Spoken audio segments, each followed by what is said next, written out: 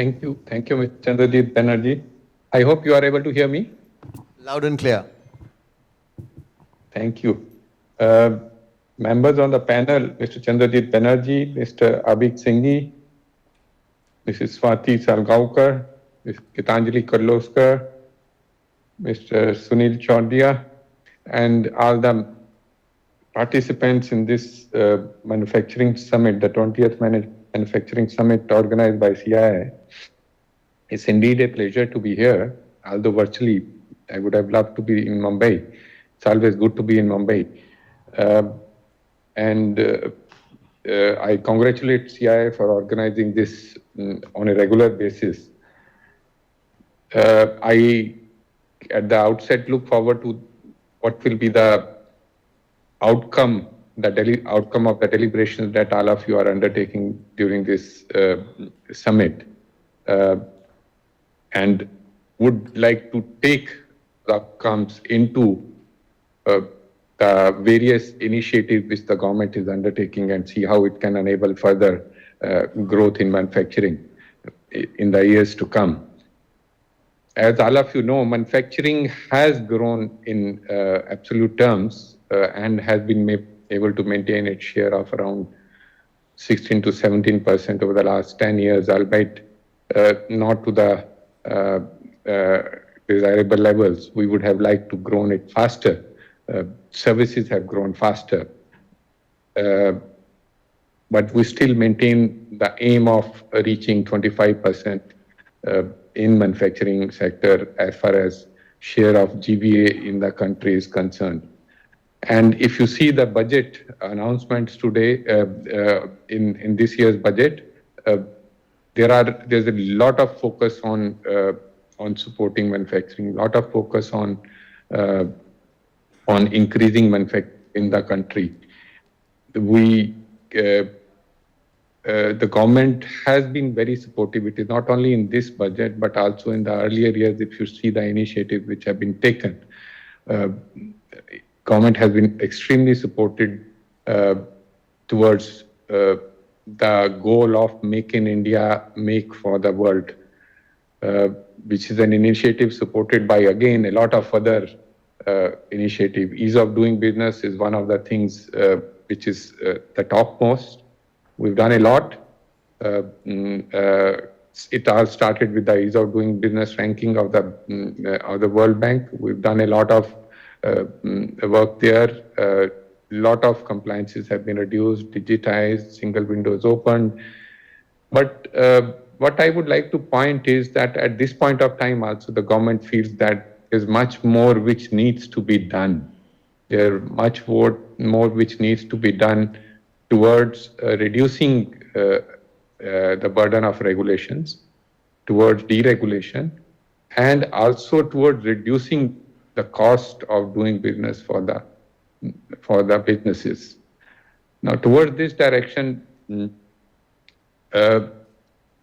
silently, I don't think it's the industry is too much aware about that, but there's a task force which has been set up under the chairmanship of the Cabinet Secretary, which consists of secretaries drawn from various departments, which has taken up specific interventions which are required to reduce deregulation in each of the factors of production, in land, labor, and other areas also.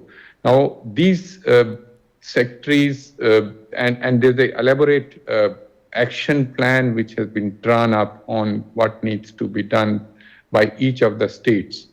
We've had discussions with the chief secretaries of the state. The chief secretaries of the states are also on board on this initiative. The secretaries are making visits to the state government, sitting with the chief secretaries, going through each of the points in the action plans, and wherever required, providing hand-holding to ensure that they move in further deregulating at the state level, because this is what the industry has been asking for some time, whether it is in providing more FAR for land, whether it is reducing the time taken for conversion of land, whether it is providing the last mile connectivity, and so on, whether improving the single window system. So there are a lot of things which have been done there. This is in addition to the budget announcement of setting up a high-powered uh, committee to look at deregulation at the center sector, at the central level, where the committee will look at what needs to be done across the central ministries to further deregulate and assist in the growth of industries. In the logistics sectors also, you are aware, this is also something which directly impacts cost of doing business in India. There are a lot of steps which have been taken. There are logistics policy at the central government level which has been put in place. Under that PM Gati Shakti National Master Plan also has been formed. So government is, in fact, not sitting on that only, but it's taking it further as to how do we deepen this various initiatives identified under the national logistic policies.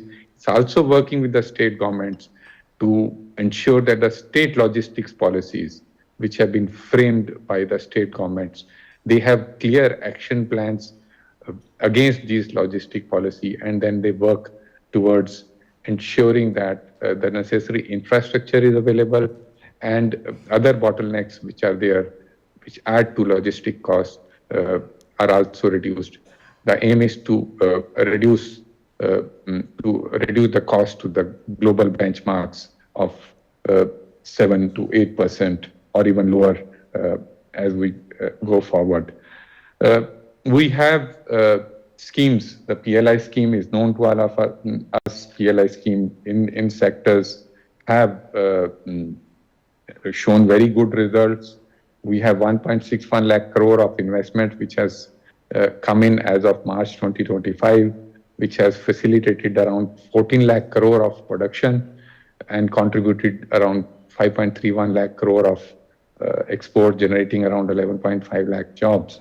And this has not only helped us introduce, when I say us, I'm not feeling government, I'm not saying government, I'm saying all of us, introduce new products into the manufacturing portfolio in the country, but also increased our exports in hitherto areas where we never even thought that this increase will take place. Our mobile phone exports have increased, and it is over 1.29 lakh crore in 2024, based on which our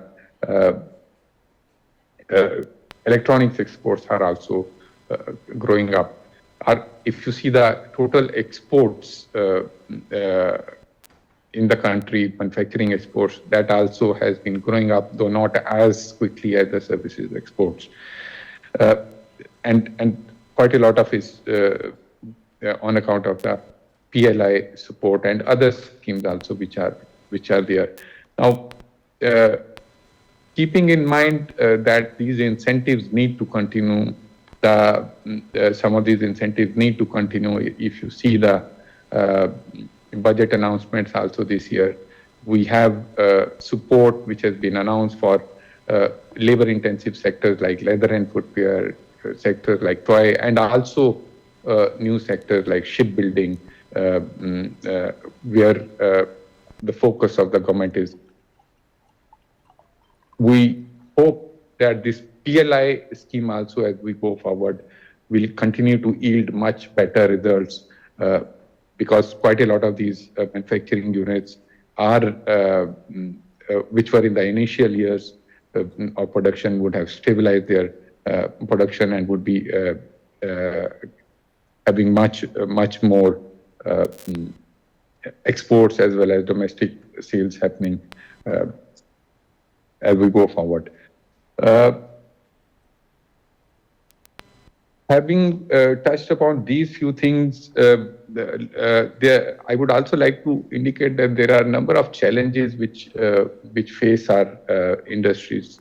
Now, these challenges also need to be addressed. I think we need to work together to ensure that we are fully on top of these. One of the first challenges is the quality issues. If we have to make in India for the domestic markets and also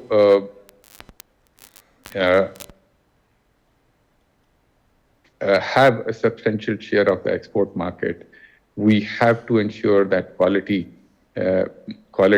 issues are addressed. We have to produce quality goods.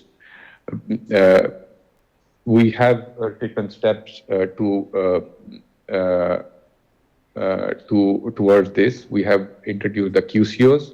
The quality control orders are aimed basically to address quality issues, to push the industry towards improving quality of products produced in the country.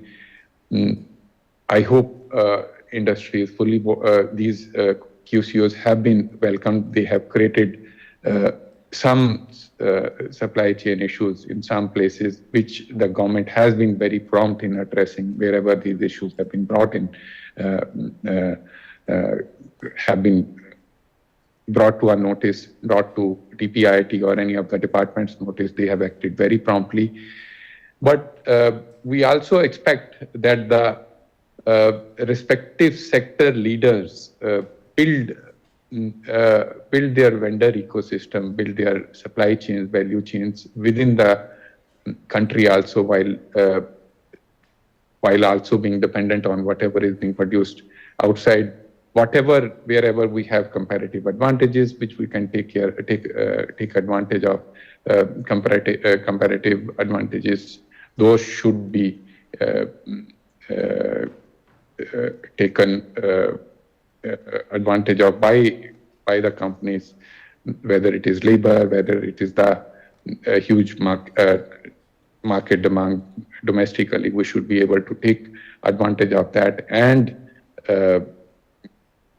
set up domestic vendor systems. In fact, this is a responsibility of the larger players, which we have been pressing through the other programs, also through the startup program. Also, we've been requesting industry. We've entered into some MOUs also with the industry. We've been asking them to outsource some of their problem statements, outsource some of their issues to the startups, let them do the innovation for them, let them produce the desired products, desired inputs required by the larger players, so that they can become part of the vendor ecosystem. They can also help, the larger players can also help the budding entrepreneurs to blossom in this country. In fact, talking about startups, that's also another area where we are very proud that at this point of time, there are more than 1.61 lakh startups which are registered. Out of that, we have more than 100 which have grown very large. I'll not take a name for them, but they have become large, and they have a valuation of running into hundreds of million US dollars. But we want to expand this startup ecosystem, should not be only for services, but should also cover the products range. The manufacturing sector, there's a lot of scope which the startups can tap into. And that's where we would expect the industry to play the supportive role for the startups, and also plug them into the academia, the research which is going on. That will also help in strengthening the research. There's in fact a large corpus which has been announced by the government, which is already there, waiting for innovation to be further strengthened, innovation ecosystem to be further strengthened, using that large amount of money of more than 1 lakh crore, which is available. Technology is another related aspect where I feel we are dependent to a large account on foreign countries. We In fact, China has been able to build a lot of technology strength, and we have to look into how do we collaborate. How do we already, there are government initiatives with the US. ISET is one example, which is promoting Industry 5.0, Industry 4.0 also, and technological collaboration. But this is an area where industry has to look into how do we ensure that we have the technology capacity, how do we have the innovation system which helps us to not only be consumer of capital goods, but also producer of new technologies and new generation capital goods, which are required for high technology, high value addition, which we have an aspiration to move forward as we go along. Where we have an aspiration of meeting sustainability goals, again, there also innovation is required to be done. I'm happy and hopeful that all of you will be able to deliberate on this and many other issues, including AI, IoT, robotics, and advanced materials during this summit. And I look forward, as I said earlier, also to getting some good feedback from the industry so that we can take those into the manufacturing mission, which is under the works. Yeah, it's taken, and we are providing goods and other initiatives which we have built. Thank you very much, Mr. Chandrajit Banerjee, for providing me this opportunity, and thank you all of you for providing this platform to talk to all of you. And I hope to interact with all of you again at some stage or the other. Thank you very much.